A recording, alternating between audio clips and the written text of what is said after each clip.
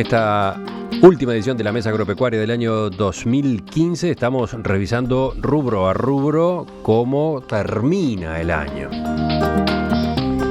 Recorrimos con nuestros invitados Marcelo Bonomi, María Inés Robela, Daniel Laborde y Adriana Sumarán varios sectores. ¿Falta alguno?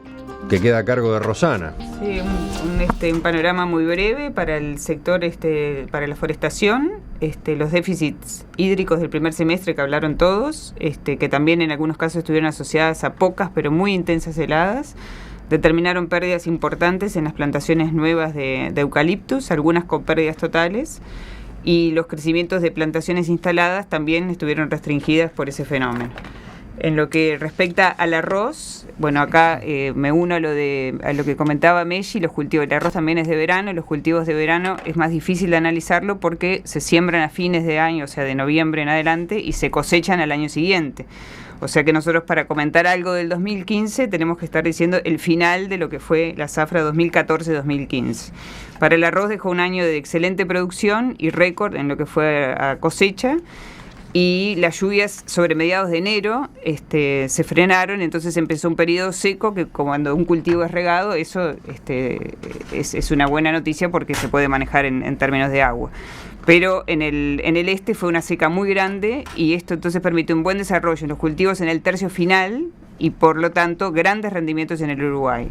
Pero lo que sucedió con esto, igual que lo que comentaron ellos, es que los grandes rendimientos no se vieron complementados con los precios que pudieran cubrir los costos. Para que tengan una idea, una hectárea de arroz hoy estamos hablando de $2.000 por hectárea. $2.000 de costo. De costo por hectárea. Y acá cuando hablaban de que los costos no habían acompasado estas diferencias y estas bajadas en los precios internacionales, fundamentalmente estamos hablando de energía muy cara, de combustible caro, mano de obra. Entonces ese desfasaje que decía Messi es lo que ocurre. Y la otra cosa importante es que en agricultura y en lechería, no sé si es el mismo porcentaje, casi el 75% son productores que no son dueños de la tierra. O sea que esa renta, ese alquiler que hay que pagar es un costo importantísimo en el sistema de producción. Bueno, y si tenemos que tratar de resumir todo lo que hemos escuchado hasta ahora, ¿cómo lo hacemos?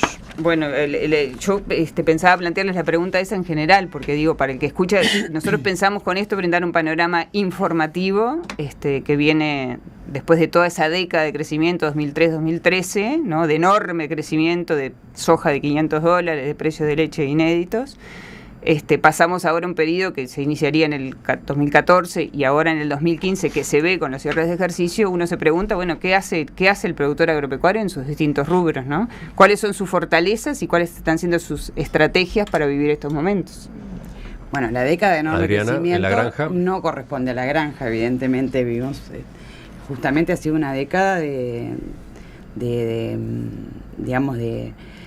desaparición de mucho productor, es decir, hay un tema de escala cada vez más importante y sobre todo un poco lo que hablamos, es decir, Uruguay realmente se ha convertido en un país muy caro para producir, pero ustedes piensen que si yo digo que una hectárea de frutales, y eso es más grave en la parte hortícola, andamos en $8 o $9.000 de costo por hectárea y el 60% es mano de obra, el otro 20% se compone.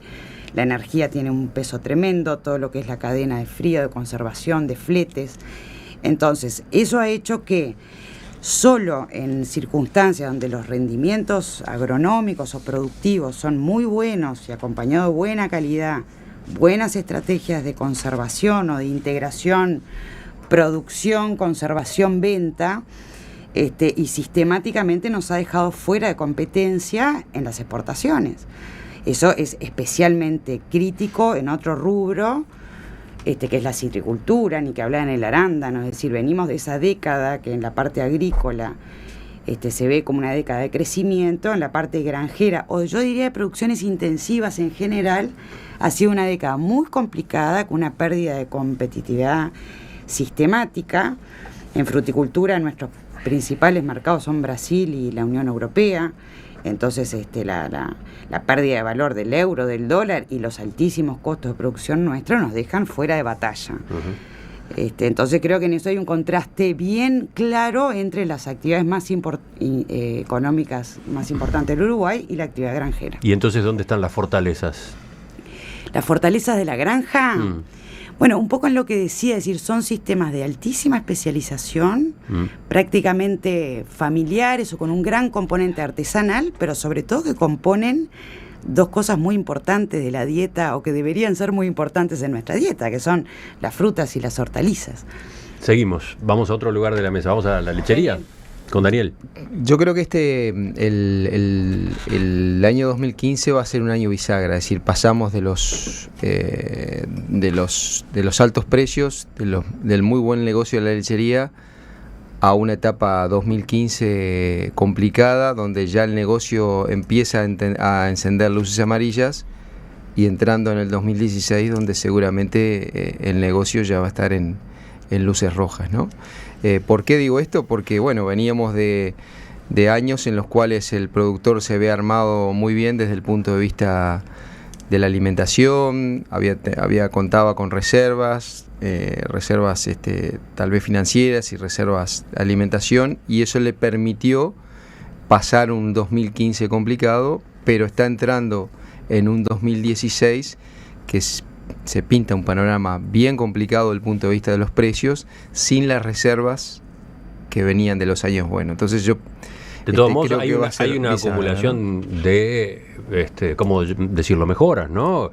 Profesionalización, sin duda, mayor eficiencia, inversión en tecnología, eso queda. Y además el apoyo ¿no?, con el sistema del Fondo de Financiamiento. Hay dos o tres fortalezas que yo creo que el nivel tecnológico de la lechería es otro.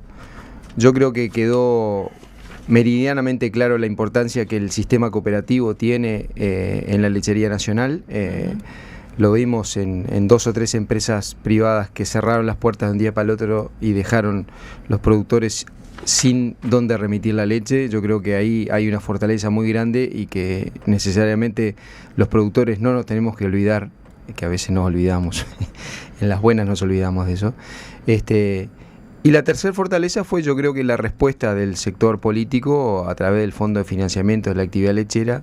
Seguramente en el 2016 va a haber que agudizar la inventiva e inventar algo nuevo, porque es el tercer fondo, es un endeudamiento a largo plazo, pero yo creo que fue una respuesta rápida y buena. ¿Mellín? La verdad que como fortaleza del sector agrícola, uno se encuentra en primera instancia con un producto que son los granos, con una demanda creciente a nivel mundial y con perspectivas a mediano y corto plazo de que se revierta la situación actual de precios un poco a la baja. Realmente venimos de 2 zafras con producciones récord, sobre todo en Estados Unidos, y eso hizo una bajada de precios interesante, pero además la fortaleza más grande es que hay, como bien decías vos, Emiliano, venimos de una serie histórica de precios eufóricos que generó una demanda elevadísima y que sobreestimó mucho el negocio. Creo que la visión a futuro es que en realidad va a haber un reordenamiento de lo que es el negocio agrícola, y ese reordenamiento del negocio agrícola va a permitir una figura de un arrendatario con un negocio mucho más rentable y estable a largo plazo. Creo que esas son las fortalezas grandes que tiene. Una soja con un valor no de 500, sino con un valor de 400, una renta con un precio de equilibrio bastante... Se jugó. El precio promedio histórico de los últimos, ojalá.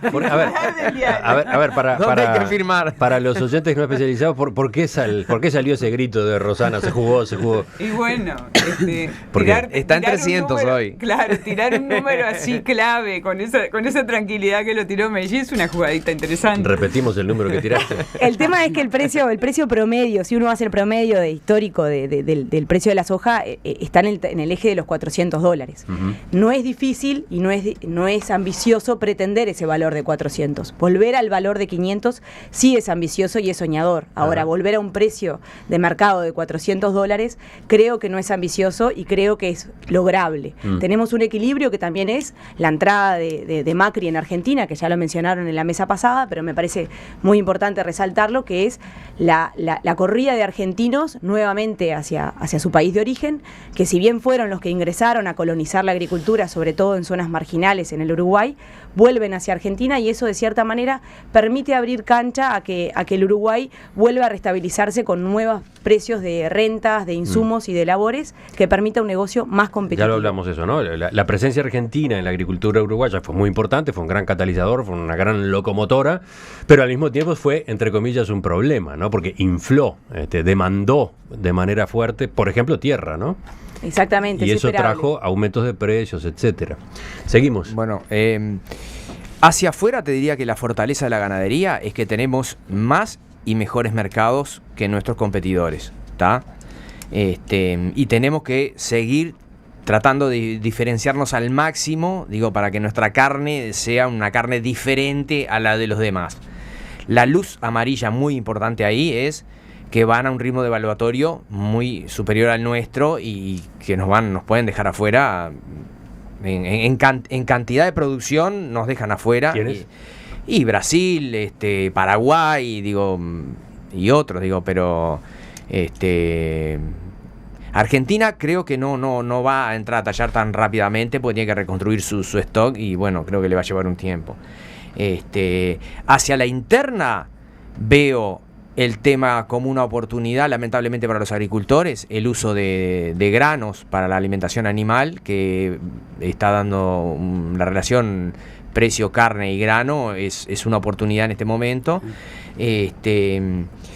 Y bueno, ocupando algunas áreas que retornan de la agricultura marginal, y bueno, el uso de la suplementación, y no quiero dejar de mencionar el tema de la exportación de terneros en pie que ha sostenido en pleno crisis de seca el precio del ternero, que es muy importante. ¿Tenés un aporte? Escribinos a enperspectiva@enperspectiva.net o envía un mensaje de texto al 55511. Costo del SMS, 6 pesos impuestos incluidos. Antes de la pausa, Rosana, el rubro que estás manejando tú acá, el que representás acá. Termino con el arroz. Yo como fortaleza para todos diría también la figura del productor agropecuario en sus distintos rubros. No quiero ser con esto volada ni romántica, pero me parece que, por ejemplo, en el caso de los arroceros también, a pesar de estos $2.000 que decíamos por hectárea, se sembró toda el área, similar a la del año pasado, con algunas complicaciones por los excesos de agua en el norte, un poquito fuera de fecha, pero en el este está sembrado todo muy bien. Y si bien el dólar, en alguna medida, el precio del dólar ha favorecido, porque hay oyentes que se pueden preguntar eso, ¿no? La subida del dólar ha favorecido, son productos que se miden en dólares, tampoco lo suficiente como para compasar en esto que decíamos de los costos de producción. Uh-huh. Creo que falta, el productor, lo que yo quiero resaltar es la figura del productor agropecuario en todos sus rubros está. Hay un tema muy importante que es el social y el favorecer la competitividad para que estas producciones puedan levantar. Enseguida, en la segunda parte de esta mesa agropecuaria, miramos hacia el 2016.